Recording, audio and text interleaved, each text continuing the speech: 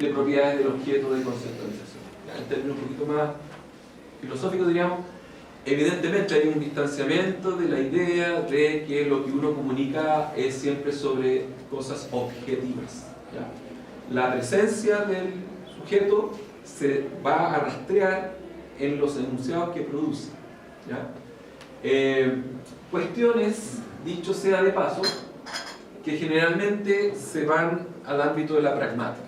O sea, hay mucha historia sobre eso. En general las preocupaciones de la pragmática son muy diversas y un semantista más clásico diría los pragmáticos que se preocupen de eso, yo me preocupo de otras cosas, ¿cierto? Lo más estable, lo que está conceptualmente definido, predefinido. La cita digamos que se refiere a dos autores también importantes, Hegel y Stanley. Dice que el lenguaje es inherentemente perspectival, o sea, siempre involucra una perspectiva. Y esa perspectiva, esa perspectiva puede identificarse, ¿ya?, en el discurso, y uno puede advertir diferencias. El sujeto puede elegir cómo lo digo. Un ejemplo de manual, después aparecerán otros. Yo puedo salir en una noche estrellada y decir que bonito conjunto de estrellas, o que lindas las estrellas. De ninguna forma nadie diría nada respecto de eso, pero alguien que esté al lado, que está mirando lo mismo que yo, va a decir, ay, esa constelación. Son dos formas distintas. El lenguaje, la lengua española en este caso, permite que ambas tengan algún significado equivalente, podríamos decir que en un sentido son sinónimas. Sin embargo, cada una revela una perspectiva diferente de las cosas, ¿ya? Construal es una conceptualización activa, revela algo de lo que, de quien enuncia, revela algo del modo en que lo enuncia. Se supone, dentro de esta lógica, que uno tiene cierto nivel de, cierta capacidad de elección, ¿ya? Yo decido cómo digo las cosas. Ejemplo un poquito más contemporáneo, podría decir, yo puedo decir, presentarme aquí como político, ¿cierto? Soy político, o puedo decir, soy servidor público, ¿ya? Político y servidor público, para el sujeto, pretenden tener algún grado de equivalencia. No obstante, la elección de uno u otro sabemos que no da lo mismo, ¿cierto?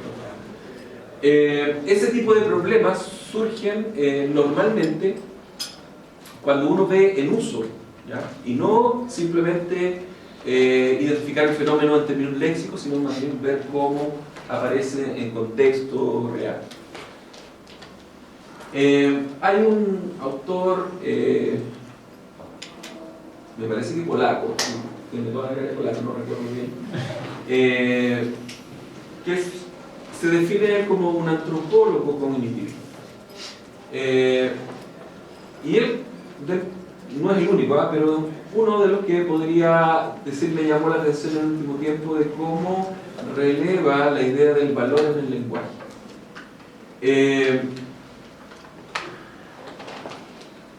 El tipo de investigación que él propone en este punto es precisamente reconstruir el sistema de valores que se transmiten vía el lenguaje. Ahora, me estoy metiendo un poco en la pata de los caballos hasta acá porque los valores es un universo, ¿cierto? Después vamos a llegar a puntos un poquito más específicos, que son los que se reconocen como parte de esta semántica axiológica. Pero ese es el tema global. O sea, a nosotros nos interesan los valores que se le asignan o se le atribuyen a las cosas. Y por lo tanto, en el lenguaje debiese estar inscrito de alguna manera cómo son esas cargas positivas, negativas, que tienen ya sea los referentes a los que incorporamos en el discurso, los sujetos que participan en el discurso, etc. Bueno, en textos específicos como coloquiales, periodísticos, ensayísticos y políticos, parece que es un ámbito interesante como corpus de identificar o tratar este tipo de problemas. Bueno, eso se lo dejo ahí como contexto, la idea es que esto no es una preocupación exclusiva de los lingüistas, ni menos solo del semantista. Aquí también rápidamente me encontré que había varias conexiones, previendo que a lo mejor cometo alguna falta teórica, pero en particular me pareció interesante cómo desde la biología, un autor como Damasio, que no sé si lo conocen, el autor de El error de Descartes, tiene un libro que se llama Y el cerebro, no se me olvida, Y el cerebro creó al hombre. Subtítulo: ¿Cómo pudo el cerebro generar emociones, sentimientos, ideas y el yo? De ahí viene esta visión del valor como continuidad del organismo vivo en el intervalo homeostático y con una referencia, el bienestar. Parece que ahí hay una definición un poquito más básica, en el sentido de que digamos, la tendencia nuestra es hacia el bienestar, y en función de ese bienestar entonces se acerca o se alejan los hechos, las situaciones, y en virtud de esas diferentes distancias le asignamos valores positivos o negativos. Es decir, por un lado el bienestar y por el otro el malestar. Lo de la antropología, que ya lo mencioné, y en psicología autores como Lazarus y Ottoni, que son bastante antiguos, y aquí hay psicólogos más informados. Yo solamente consideré esta noción del appraisal cognitivo porque parece una respuesta a la idea de que, más bien clásica, de que las emociones van por un lado y la razón va por el otro, y entonces esto parece ser un punto de convergencia en que aquello que aparentemente es pura racionalidad está, entre comillas, contaminado de la emoción. Por lo tanto, hay siempre una raíz emocional en procesos que uno considera, por ejemplo, en el caso del discurso argumentativo, como muy racional. Y sabemos por mucha otra bibliografía que las emociones son una dimensión relevante a la hora de, por ejemplo, entender una situación argumentativa. Bueno, me concentro acá en la idea del valor porque me va a aparecer me lo voy a saltar porque tiene que ver con lo que ya dije. Bueno, es interesante que ya Damasio, que estaba pensando en otras cosas, dice en un momento que es posible asignar las experiencias del placer y el dolor con marcas lingüísticas concretas. Cuando ya desarrollamos el lenguaje, ¿cierto? Placer, bienestar, malestar, dolor, etc., van apareciendo como palabras relevantes para nosotros, para referirse precisamente a este continuum que va desde el dolor al placer o viceversa. Bueno, aquí viene el autor que a mí me permitió establecer algunas relaciones y que en realidad es lo que he podido ir comprendiendo de la relevancia que puede tener para el análisis del discurso. Dice, bueno, este sí que es polaco, y porque es más difícil que el otro, pero es algo así como las emociones y los valores determinan el procesamiento de la información y la estructura conceptual. Ya era un paso decir que las emociones forman parte de la estructura conceptual, pero además agregan los valores como un componente. Me voy a saltar una parte que tiene que ver con toda la bibliografía en semántica, que en general deja toda la dimensión de la emoción, de los aspectos asociativos, ¿cierto?, fuera del núcleo semántico propiamente tal. Lo deja como significados secundarios, en el gran cajón desastre que es la connotación. Es como, a ver, el lenguaje suele ser bastante ordenado, es un poco la presunción, y por lo tanto aquí tenemos el núcleo conceptual. Algo significa, una palabra significa lo que significa, generalmente podemos recogerlo a través del diccionario, y todo lo demás es, por ejemplo, qué qué efecto me produce cuando alguien me dice feo, eso no importa, eso es connotación, ¿de acuerdo? Por lo tanto, el hecho de que aparezcan los valores acá en esta mirada ya resulta interesante. En otro trabajo, el mismo autor dice que los valores constituyen un componente indispensable de la descripción del significado, comprendido como una conceptualización de la realidad, siempre en la lógica de el lenguaje como parte de la cognición, no el lenguaje como un sistema autónomo que se explica a sí mismo. Esta es la visión que prevalece en estos autores. Por lo demás, aquí tenemos a un teórico de la línea. Ya, bueno, otro polaco, no sé cómo llegar al polaco. La evaluación y la axiología son componentes estables del lenguaje. O sea, aquí hay otro pasito. Porque podríamos decir, sí, son parte del significado, pero no sabemos muy bien, a veces es positivo, a veces es negativo, a veces produce un efecto de bienestar, a veces produce un efecto contrario. Pero este autor dice, no, sí, es relativamente estable. Interesante. Cuando hablo, no solo hablo acerca de hechos o expreso mis opiniones, sino que siempre va con una carga, lo que digo. ¿Ya? Por ejemplo, ahora todo lo que he hablado va con una carga positiva. ¿Se han dado cuenta?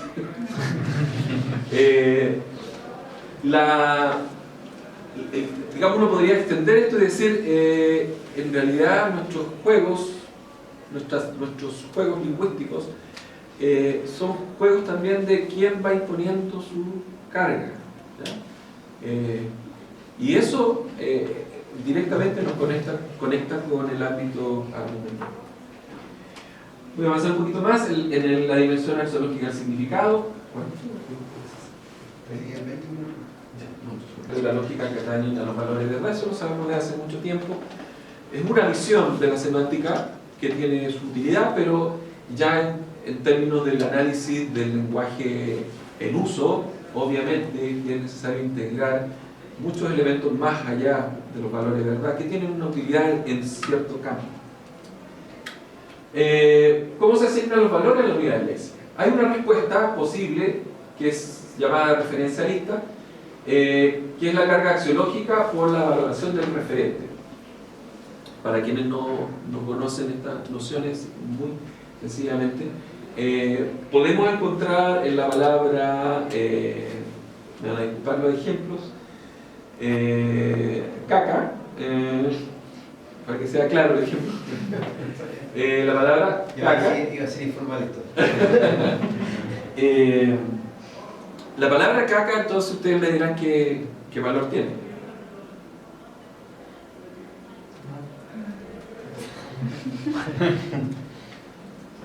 Se puede revelar algo, algo que no te responde. ¿Dirían que el valor negativo es el que prevalece? O sea, que es más difícil pensar en un caso, un contexto en donde aparezca un valor positivo. Ahí podríamos decir, sí, que en realidad estoy pensando en la referencia, no en la palabra en sí misma, sino que me imagino aquello a lo que se refiere la palabra, ¿cierto? Bueno, esa respuesta sirve en algunos casos, pero en muchos otros no. Entonces, nos parece más interesante ver qué ocurre con cierta dimensión del problema que puede responder más bien se puede responder más bien de una perspectiva cognitiva. Por ejemplo, bueno y malo, ¿qué referentes tienen? Ya sabemos que son adjetivos, y por lo tanto son más bien propiedades, atributos. Si los tomamos como palabras, ¿qué referentes podríamos tener de bueno y malo?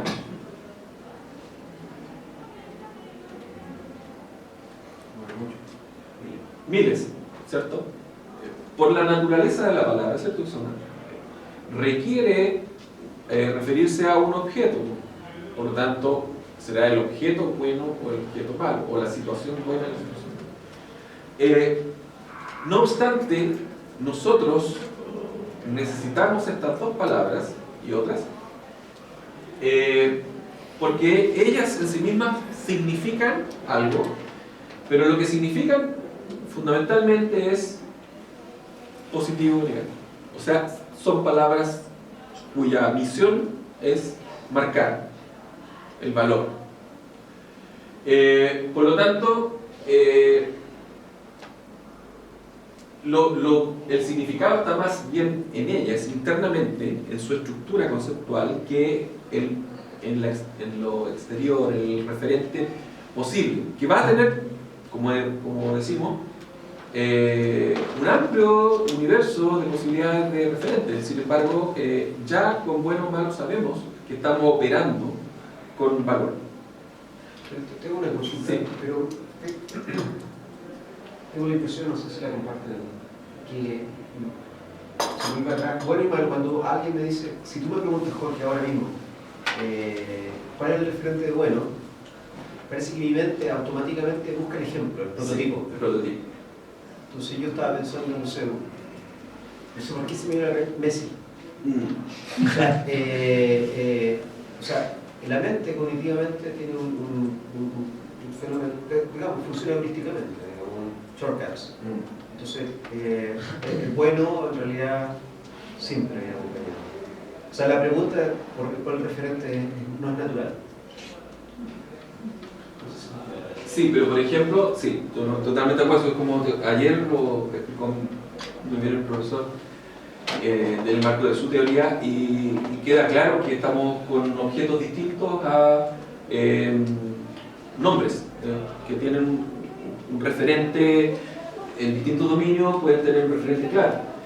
Aquí no existe ese referente, sin embargo, al llamar el referente, hipotetizar, por ejemplo, ya tenemos información del dominio donde se va a aplicar. En este caso, por ejemplo, Messi en el ámbito de la experticia en el fútbol, por ejemplo. En cambio, si lo aplicamos al ámbito de la alimentación, vamos a buscar otro referente. Es así, yo concuerdo un poco porque también esa es una línea de trabajar más bien en torno a estructuras prototípicas y por lo tanto estos se transforman más bien en como operadores generales, ¿ya? Y lo que interesan son más bien los referentes. Bueno, ese es como un desvío un poco. Es más culpa mía que tuya en tu caso. Pero, para que lo entienda yo, ¿estas dos respuestas son compatibles o cada una de ellas pretende explicar toda la carga axiológica del lenguaje? Ok, por sí misma. A ver, es un poco mi interpretación. Por los ejemplos que menciono yo, mi posición es que la respuesta referencialista sí da respuesta a algunos fenómenos, ¿ya?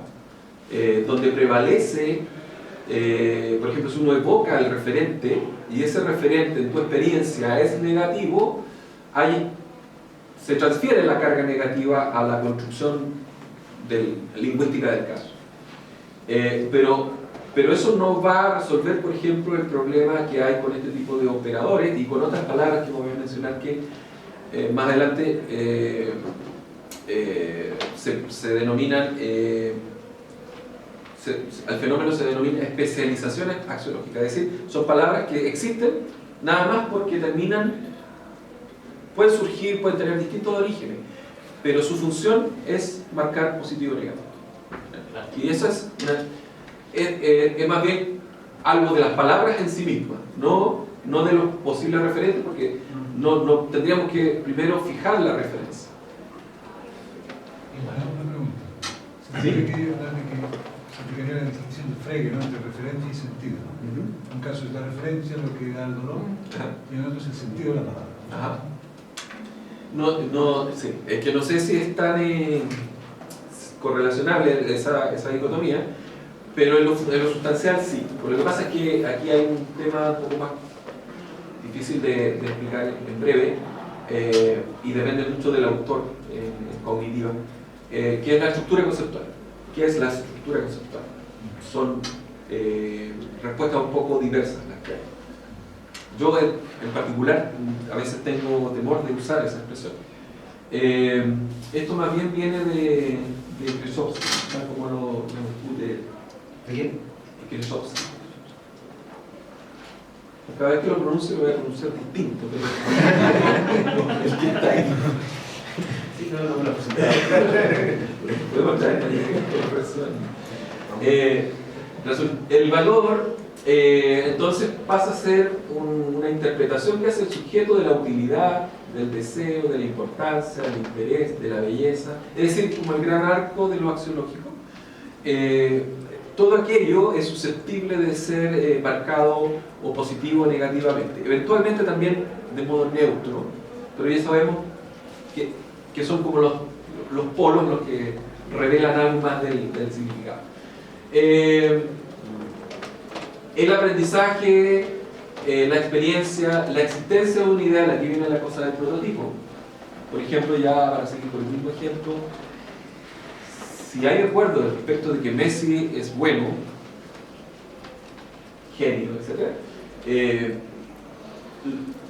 cada vez que marquemos positiva o negativamente a un jugador de fútbol, a lo mejor vamos a tener ahí como referente, como prototipo. Como lindo feo. Claro.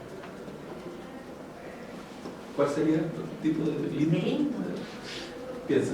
Brad Pitt. Y bueno, este autor propone un parámetro axiológico. Las palabras tienden a inclinarse axiológicamente hacia el polo positivo o negativo en función del grado de factor humano asociado con ellas. En síntesis, mientras más emoción, mientras más subjetividad, mientras más relevancia tiene para uno, como sujeto hablante, más marca o más evidente es la marca positiva o negativa. Y aquí viene una lista para la metáfora que después va a aparecer en un ejemplo. Las metáforas parecen ser, por definición, expresiones con una fuerte carga axiológica, especialmente en algunos momentos. Oye, y además que los valores polares, digamos, son recursivos, ¿no? Sí. O sea, dentro más hay menos y más. Sí. Porque en el fondo es una escala, ¿cierto? Es gradiencia, entonces marcamos, no lo tengo ahí, entonces voy a aprovechar de mencionarlo, sé que se me va a pasar un poco el tiempo y todavía no llegamos a la argumentación y el tema de hoy.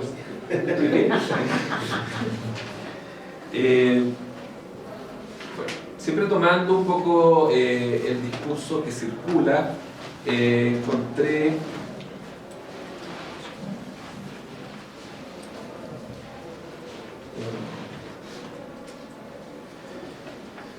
Ya lo vi, ya lo vi.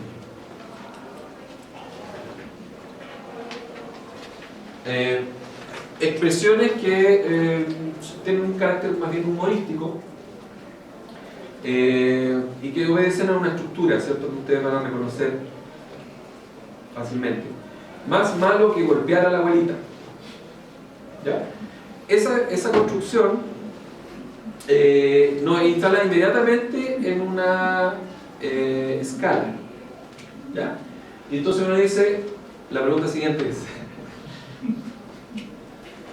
son varios años haciendo ejemplos de clase, entonces uno se queda en estas cosas. La pregunta sería, bueno, ¿qué es más malo que golpear a la abuelita? Más malo que golpear a la abuelita con un yunque. Eso es más malo. ¿Pero qué es más malo que eso? Más malo que golpear a la abuelita con un yunque en la iglesia. Usted pregúntense por qué, pero eso inmediatamente lo instala en una escala, ¿cierto?, ascendente, en donde la carga se va, como dices tú, abriendo, el polo negativo se va abriendo y puede ser más negativo. Esto es justamente un tipo de construcción que es como algo recursiva, es un juego, de alguna manera, pero que tiene esta propiedad de que uno se mueve en una escala, ¿ya? Y puede llenar esa escala con los valores más positivos o más negativos. Y el mismo ejercicio podría ser a la inversa. Más bueno que el pan. Más bueno el pan con chancho. Más bueno el pan con chancho y ají. Bueno, pensamos lo mismo. No lo he visto en ninguna parte, pero es un poco ese juego de, a ver, ¿qué más? Una consulta, quizás llega a eso, pero a propósito de, dijiste, cuando estábamos buscando un ejemplo, dijiste, ya lo pillo. Esa expresión está cargada. Probablemente, sí. Sí, porque si digo ya lo encuentro, sería más bien neutro. Me pone en problema porque me pregunta a mi lingüista por cómo habla y cómo mirarse al espejo. ¿Sabes qué? Yo estaba pensando a propósito de los tipos de actos de habla. Porque si yo digo, ya lo pillo, uno acto habla de promesa, o él hace la promesa. Y uno podría decir que la promesa siempre tiene una carga positiva, ¿o no? Sí. Sí. Bueno, aquí sí que, pues, gran paréntesis, pero si a alguien le interesa parte justamente el punto que aborda, hay una teoría que se llama modelo del costo-beneficio y que es una teoría pragmática, precisamente trabaja sobre actos de habla. Es sencillo, cuando uno pide algo, tiene un costo para uno. ¿Ya? Eso es básico, eso está en la teoría estándar. La variante un poco más cognitiva de esa visión es que uno está permanentemente tratando de equilibrar las cuentas, digamos. O sea, costo-beneficio. Por ejemplo, si yo le tengo que pedir a Cristian 100.000 pesos, ¿qué haríamos normalmente? No mucho. Respuesta negativa. Seguramente una gran introducción, ¿cierto? De mis desdichas y no sé qué más, de que no vendí ningún libro, hasta que de repente llega el garrotazo. ¿Por qué hago eso? Porque calculo que mi petición me deja bien desventaja. Esto tiene que ver con la teoría de cuánto pierdo yo en la comunicación, la teoría de salvar la cara, salvar la imagen. ¿Ya? Por lo tanto, es un juego permanente. ¿Hasta dónde puedo llegar? ¿Ya? En ese sentido, la petición es más negativa para el que pide. ¿Ya? Y la promesa tiene una carga un poco distinta, como dice Cristian, podría ser más positiva, en el sentido de que hay una retribución, en fin, se trabaja con el futuro. Y esa asignación de valores ya algunos autores lo han estudiado. Pero claro, es pragmática, entonces las variables son bastantes. Cierro paréntesis, ¿ibas a preguntar algo? Respecto a esto, la suerte de léxico que señalaba usted, ¿es creado por usted? ¿Se le pregunta a diferentes personas o es autorreportado, según lo que digo? Sí. Ahí tocaste un punto crucial. En general esto es una discusión. Ahora la discusión normalmente la hacemos con ejemplos más o menos librescos, pero en el caso son corpus que yo recopilo. No tienen valor estadístico de partida, no tienen ningún valor. Son más o menos el modo clásico en que se hace el análisis de recopilar uno lo que verdaderamente escucha, o en este caso lee. Ese es el único valor que tiene. Y el segundo valor que tiene es que uno es hablante de la lengua y dice, sí. Pero de que se podría hacer con un corpus real, controlado, sin duda, sin duda. Más adelante tengo un ejemplo que podría acercarse a eso. Sí. Por eso, para evitar, por ejemplo, los ecos de confirmación, teniendo en cuenta el ejemplo que daba antes de yo soy servidor público y soy funcionario público, puede que no tenga valor, sino que yo digo que soy servidor público porque estoy honorario con código del trabajo. En vez de soy un funcionario público, puesto que estoy en planta y tengo la calidad jurídica, poder decir que soy un funcionario público. Claro. Entonces, no, yo el ejemplo era un poco distinto, era del político que se hace llamar servidor público para, de alguna manera, quitarle la carga negativa a la palabra político. Es un juego un poco estratégico, de alguna manera lo comento. Bueno, sí, estoy un poco mal por eso, porque bueno, aquí estaban las palabras de especialización axiológica. Nadie se pregunta mucho qué es macanudo, la verdad es que los jóvenes no conocen la expresión, seguramente, pero sabemos que es algo bueno, ¿cierto? Choro, genial, bacán, corriente, fantástico. Y rancio, fome, venga, rígido, tal, son cosas negativas. Si esa comprensión es más o menos extendida, esto podría indagarse estadísticamente y seguramente va a dar algunas tendencias. No de 100%, pero va a dar algunas tendencias. por otras cuestiones que tienen que ver más bien con los contextos de uso, etc. Me voy a saltar para mostrarle esto.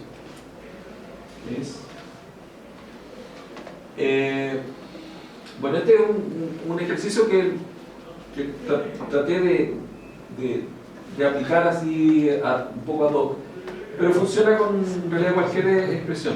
Quería saber yo si patudo, corto, metido, lazado, canchero, entrador eran positivos o negativos en general. ¿Ya? Un trabajo de hace algún tiempo. Y hice una encuesta a unos 80 estudiantes y en general había tendencia. O sea, pocas personas decían, por ejemplo, que metido era positivo. Que lanzado, igual había contextos de uso, ahí lanzado más bien en contextos más problemáticos, negativos. En cambio, canchero y entrador tendieron más a ser positivos. ¿Ah? O sea, se valoraba positivamente al canchero, al que es capaz de moverse con facilidad y conseguir sus objetivos, etc. Lo mismo que al entrador. Bueno, me quiero saltar un poco la anotación porque ya me voy a perder. Pero tiene que ver con el hecho de que tomo simpático como un ejemplo claro de carga positiva y se hace un pequeño cálculo ahí con el operador pero y finalmente si yo digo simpático pero patudo termina siendo eso más negativo que positivo. Oye, pero Yo sabía que pero esta idea filosófica también es antigua del punto de ¿no? Porque si yo digo simpático pero muy canchero, entonces a propósito de que el referente en este caso, canchero, es el positivo en realidad es el punto medio, la cualidad, el atributo. Claro, que ahí te sale un poco del cálculo léxico, de la carga del léxico, y entra más bien en terrenos construccionales, que se pueden explorar también. De hecho, más adelante tengo un ejemplo de otra cosa. Pero es cierto. Ahora, esto obedece un poquito a un sistema un poquito más complejo de relación. Si ustedes aprecian, patudo, corto, metido, lanzado, canchero, todo tiene que ver con espacio. O sea, es como un pequeño sistema.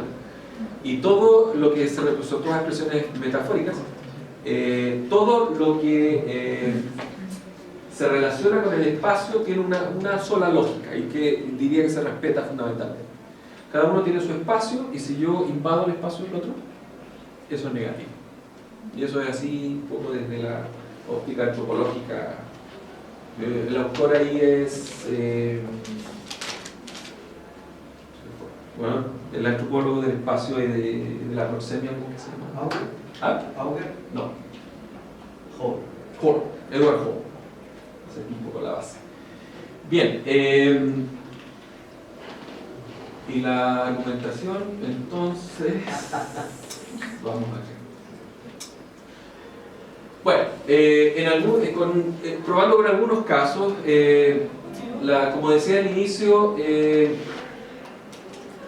las palabras son los elementos fundamentales, son los ladrillitos con los que yo construyo las unidades superiores, que son estas aserciones que forman parte de argumentos.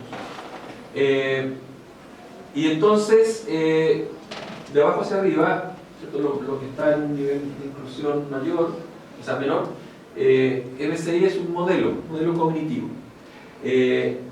Un modelo cognitivo puede ser aplicable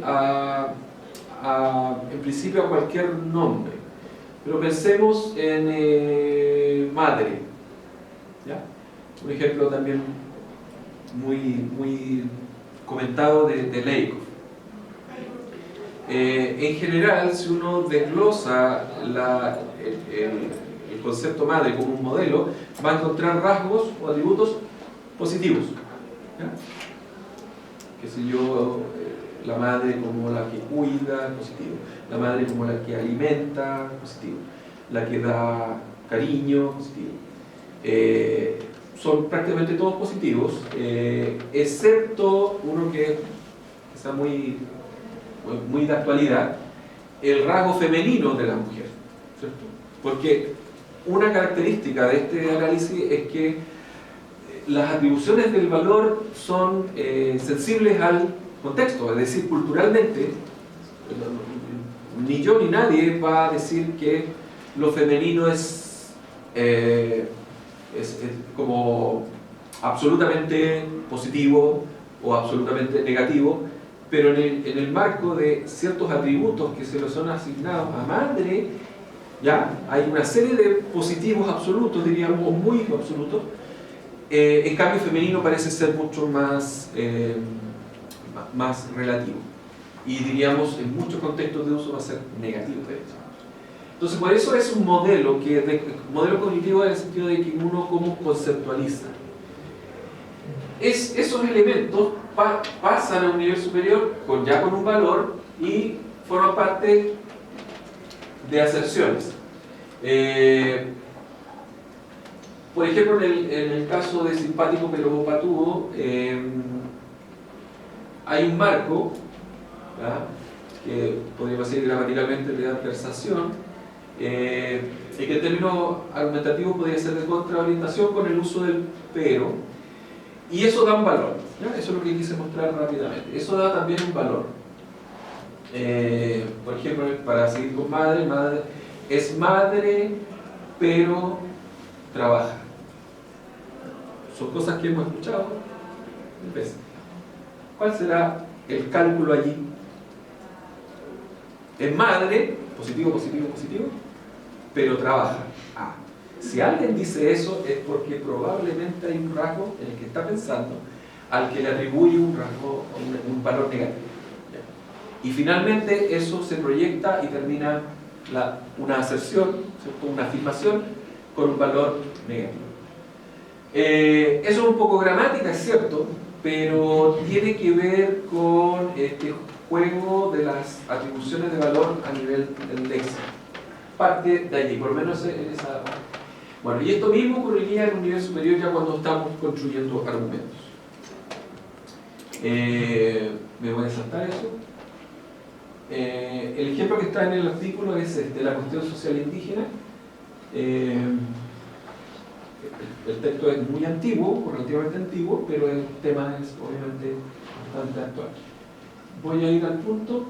Dice, señor director, se ha dado por llamar conflicto mapuche al acontecimiento de la Araucanía. Es un concepto equivocado.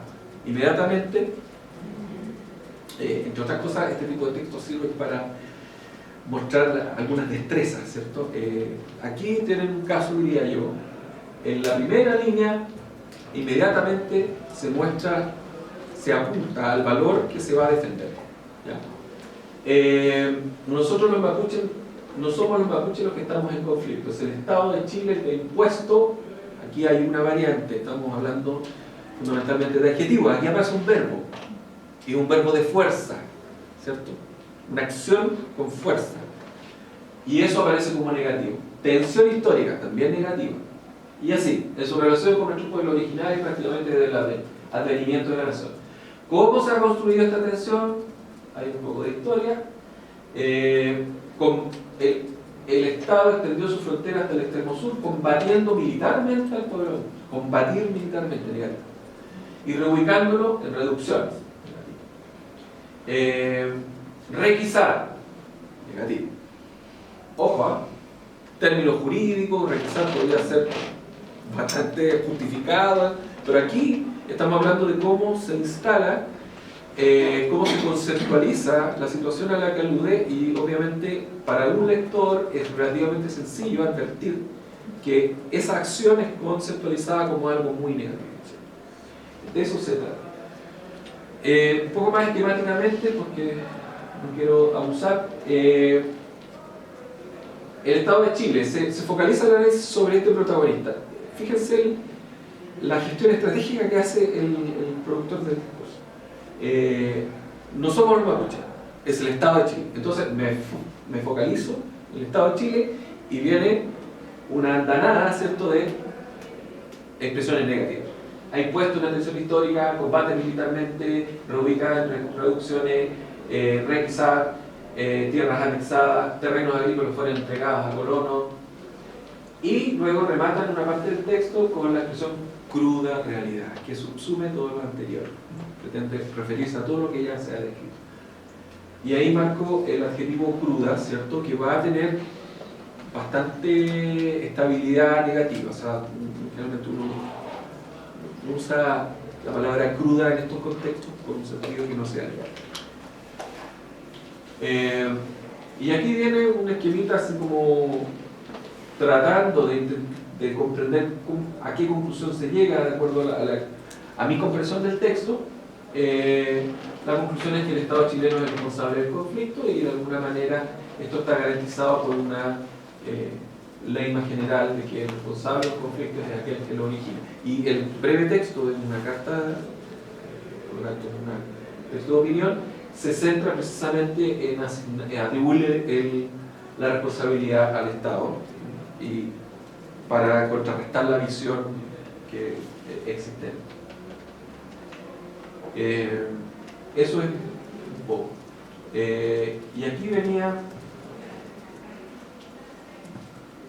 no sé, podría terminar acá y si hay término, comento. ¿Qué me dices? No sé, ¿quieres concluir algo?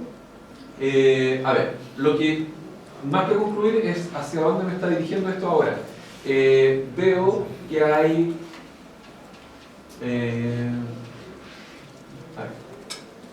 veo, como les decía al inicio, que este juego de asignación de valor también se da hacia la argumentación del otro, ¿ya? Y por lo tanto se juzga si un argumento es bueno o malo, y las expresiones que van apareciendo como un argumento brillante o iluminador, un argumento sólido, macizo, indestructible, ¿ya? Y fíjense que se cumple la idea de que en esos casos donde se ocupa una expresión metafórica es más fuerte la carga positiva. Claro, uno dice, podría decir simplemente que es un buen argumento, pero eso es neutro. Voy a decir que es brillante. Es una elección. Yo decido en cierta medida, o bastante medida, cómo lo digo. Distinto de decir un argumento válido, un argumento razonable. El texto no lo voy a mostrar, pero es una columna que dice que el argumento de un político es razonable. Uno puede decir que bueno, positivo, pero pobre. Y como pobre tiene mayor carga, pero además una expresión metafórica, se impone. Uno podría pensar, ¿qué mejor que tener un argumento razonable? Bueno, en la comprensión más bien cotidiana, que sea razonable no es suficiente aparentemente, y bueno, derechamente que sea válido muchas veces nos interesa, muchas veces no nos enteramos del argumento válido. Entonces el juego de asignación de valores también va al proceso argumentativo, al tipo de aserciones, a los argumentos construidos, y aquí son algunos pocos ejemplos poco sistemáticos, ¿no? Por ahora.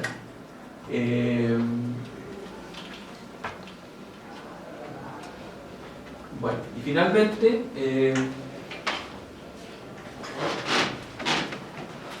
por ahora, digo que hay un movimiento, un recurso, mejor dicho, que sería como de encapsular las aserciones y o argumentos del otro, y ya una vez encapsuladas le asigno un valor. Y con eso me deshago de un plumazo de lo que el otro ha dicho.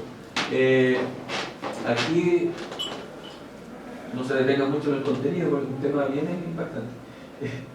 Las personas con enfermedades del aparato digestivo se queden en casa, eso es lo que afirma alguien, que se queden en casa y no usen los baños de los lugares públicos. Es un problema de Estado. Y entonces le responde una asociación de enfermos de crónico lípico ulceroso.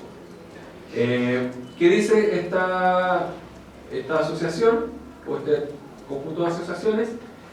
Que esas palabras son desafortunadas.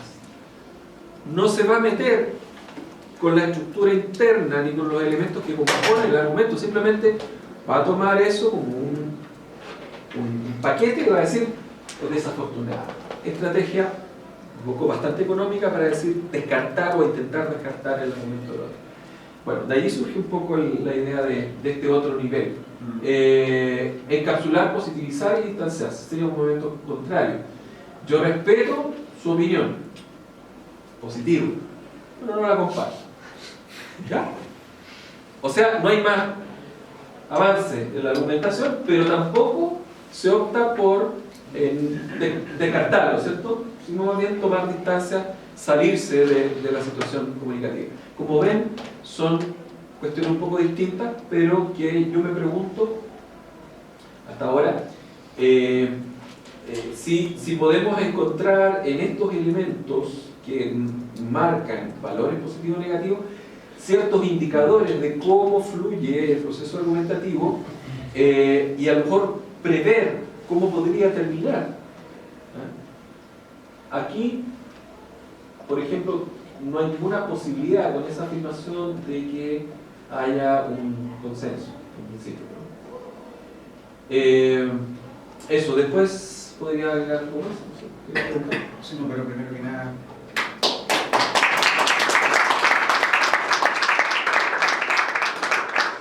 preguntas, dudas. Yo tengo una. Sí. Perdóname si me quedo con algo igual un poco accesorio, pero me ha llamado la atención el uso del pero. Ajá. Creo que no lo has dicho explícitamente, pero estabas asumiendo que pero sirve para unir dos términos, uno de valoración opuesta, Ajá. uno positivo y otro negativo. Y no sé, o sea, yo no soy lingüista, entonces, pero me suena un poco raro. Quiero decir, hay varios casos. Uno puede decir, es un genio pero es humilde. Entonces, son casos que parece que no encajan, pero suenan perfectamente naturales. Y la noción de pero que conocía yo desde la argumentación es precisamente que tiene un significado argumentativo. Sí. El primer término se podría, de la parte anterior a pero se podría inferir algo y la segunda parte lo bloquea y se infiere algo distinto. Así, de ser un genio se podría inferir que es arrogante, pero es humilde. Pobre pero honrado. Como es honrado, exactamente.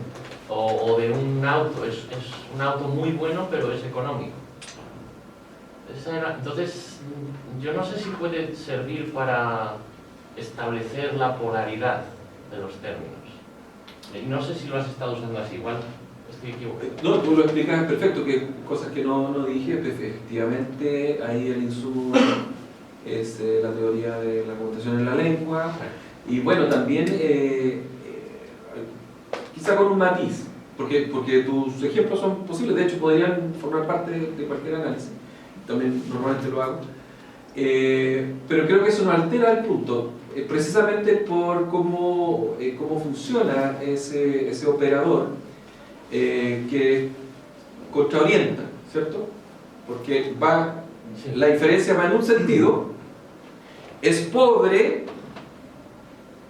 y aquí donde está el matiz, para mí eso no es simplemente un término, sino que es un modelo, ¿ya? Porque yo digo pobre, y entonces en nuestras cabezas aparece una representación de la pobreza no solo con rasgos formales, sino por ejemplo con conductas supuestas. Por ejemplo, que es lo que explicaría la expresión, que el pobre roba, ¿cierto? Y ese modelo es fuerte, tan fuerte como para bloquear otras posibilidades. Por ejemplo, si uno le digo, es rico pero honrado, nos suena rarísimo, aunque pudiera ser el caso, ¿no? Profesor, pero es un poco lo que pasó con la campaña presidencial de Piñera, que decía, pero es político, pero empresario, entonces y se le da una connotación positiva, en el sentido de que al ser empresario, no, en contraposición a ser político, no iba a robar. Claro. Se Entonces, equivocaron. Claro, ahí pero- está como un poco como con el ejemplo que usted decía. Claro, a ver, yo no hablé del detalle de los modelos, no había tiempo, pero es un constructo, puede haber otros, está en la línea del eco, en que lo que interesa es el conocimiento enciclopédico asociado a la expresión. A mí no me interesa saber qué es un empresario, a mí me interesa lo que nosotros comprendemos cotidianamente respecto del empresario, qué hacen, cómo se comportan, cuál es la relación que tenemos con ellos. En la lógica que tú describes, como un muy buen ejemplo, claro, político es negativo, ¿ya? Hasta la hora, creo que van a pasar muchos años, hasta la hora tiene una carga muy negativa, ¿cierto? ¿Qué hago? Porque no puedes negar que es político, nadie creería eso. ¿Qué hago? Contrarresto. Y escojo entonces un modelo que supuestamente tiene una carga positiva. Y eso es lo que hace el pero. O sea, en realidad ahí el pero es como una prueba, en el sentido para ver, a ver, cuánto pesa, ¿ya? Cuánto pesa el negativo para la carga final de la expresión. Muy sencillo. Y en ese sentido sí, es correcto, pero en el caso del soy pobre pero honrado, bueno, surge la necesidad de usar el término honrado para neutralizar uno de los atributos de ese modelo, ¿ya? Y eso es lo que ocurre con pobre y no ocurre con rico. Entonces, estos son juegos. Por ejemplo, uno podría tomar esa expresión y transformarlo en una especie de campaña en contra, y entonces empezar a usar es rico pero honrado, y lo difundimos. Es una buena idea, podemos probar en las redes sociales. Y la pregunta es, ¿será suficiente? Se trata de modelos bastante arraigados, ¿ya? Arraigados, están asociados a creencias, a supuestos culturales de todo tipo, ¿ya? Por eso no es tan fácil, por eso los cambios sociales no son tan sencillos, ¿ya? Mira, sí, hay otra consulta, pero no quise hablar. Lo que pasa es que yo tengo una... rápidamente. Mira, el ejemplo del razonable, ¿me puedes colocar? Por favor. Que hay una, también a propósito, dice, el argumento razonable pero pobre, ¿cierto? Sí. Pero uno también podría decir que en realidad el hablante tiene una debilidad o una ignorancia del uso del término razonable. Porque si es razonable, no podría ser pobre. Bueno, es que aquí estamos en un plano, esto es bueno explicar, por lo menos hasta donde yo entiendo, trato de mantenerme en una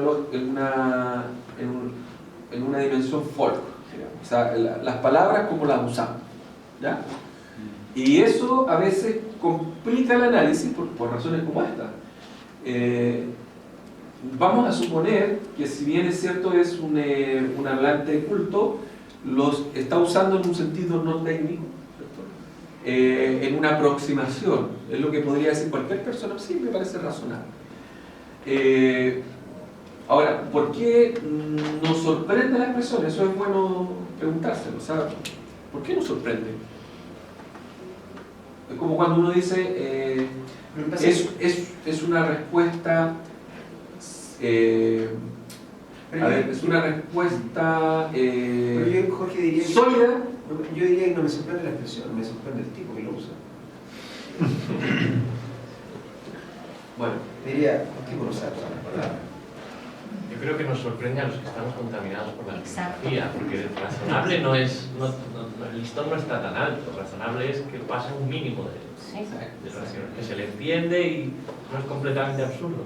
Puede ser razonable, pero no ajustado a cómo las personas experimentan en la realidad cotidiana las cosas. O sea, puede ser lógicamente razonable, que puede ir por un curso, pero me parece el empiria me parece muy razonable, me parece razonable. Pero pobre, no, lo he dicho más, me parece razonable. Es razonable. ¿Te dije?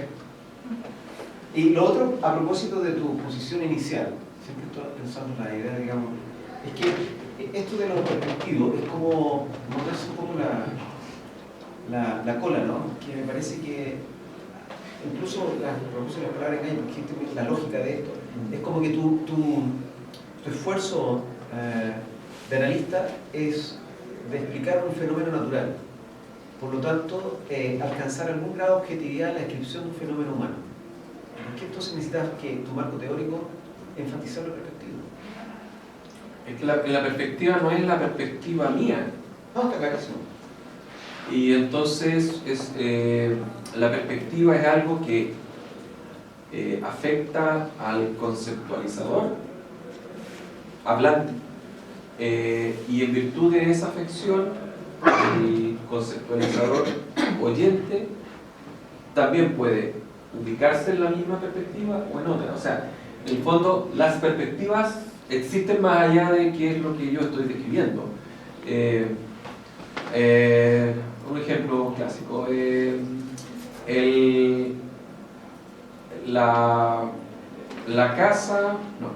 auto chocó con la casa, o diríamos contra la casa, ¿cierto?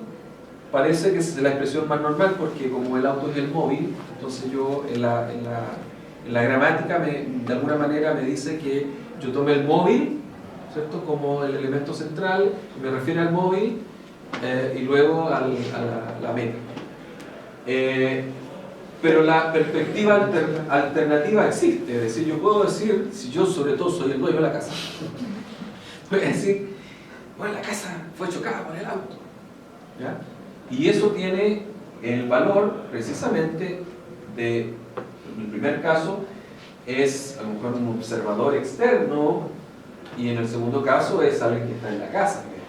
Eventualmente es un tema de posibilidades, y probablemente otras alternativas también tengan que ver con puntos de vista o perspectivas diferentes. Y lo que hace este análisis, que no son análisis más bien clásicos dentro del análisis cognitivo, es simplemente ver cómo se codifica en el lenguaje, ¿ya? Entonces no es que se está imponiendo la descripción de un hecho conceptual, sino más bien se describe lo que ocurre con el lenguaje en virtud de ese hecho conceptual. Y entonces sacar la perspectiva no nos ayuda porque no nos explica lo que ocurre con cierto tipo de expresiones. Otro clásico es activa-pasiva. Eso es algo que existe en las lenguas, en varias lenguas. Entonces, interesa describirlo ahora desde el punto de vista perceptual, cognitivo, por ejemplo. En ese sentido, de que a lo mejor yo no sé si eso tiene curso en el análisis más bien argumentativo, más bien como una posición, digamos. Lo que pasa es que tu postura tiene pretensiones de explicación de un fenómeno a nivel descriptivo. Entonces, tu explicación es la autoobservación. ¿Tu explicación está sujeta a la perspectiva? ¿O este modelo sobre un fenómeno que se llama, que nosotros los humanos hablamos perspectivamente, no es sujeto a perspectiva? No, siempre, pero depende cuál es. Tiene una debilidad intrínseca. A ver, yo te voy a agregar otra debilidad y con esas dos debilidades no va a aprobar esta ponencia. La otra debilidad es que, claro, falta una dimensión experimental. Por ejemplo, hubo trabajar con corpus y análisis de frecuencia, etc. Y con el hablante. Saber si el polo negativo que yo le asigno es realmente lo que los hablantes están entendiendo. Y ahí vuelvo a la pregunta original. Cuando yo leo un texto como el que presentamos, una de las preguntas que más o menos obvia que uno se hace, oye, este tipo está en contra del Estado, o sea, ¿cuál es su postura? Y eso se refleja en el nivel micro, en que efectivamente ha escogido utilizar un cierto tipo de expresiones negativas que contribuyen a la construcción, a la configuración de un argumento que negativice el argumento contrario. Y capaz que haya, hasta ahora no me he topado, pero es una posibilidad. Porque es un ejemplo similar a lo que dijeron los chicos. Yo soy de Argentina. Sí. Y hasta un dicho es, le dicen Mauricio, pero siempre será Macri. Ese es un ejemplo también muy bueno para analizar en términos, no sé si conocen un poco de la política argentina, pero es muy parecido a lo que decía el compañero, de que es como que es una buena persona, pero siempre va a ser Macri toda la vida. Entonces también por ahí, para sumar a la lista. Le dicen Mauricio, como que ahora lo queremos todo, pero siempre será Macri, como un empresario. Ese... Sí. No sabe. Bien. Ya.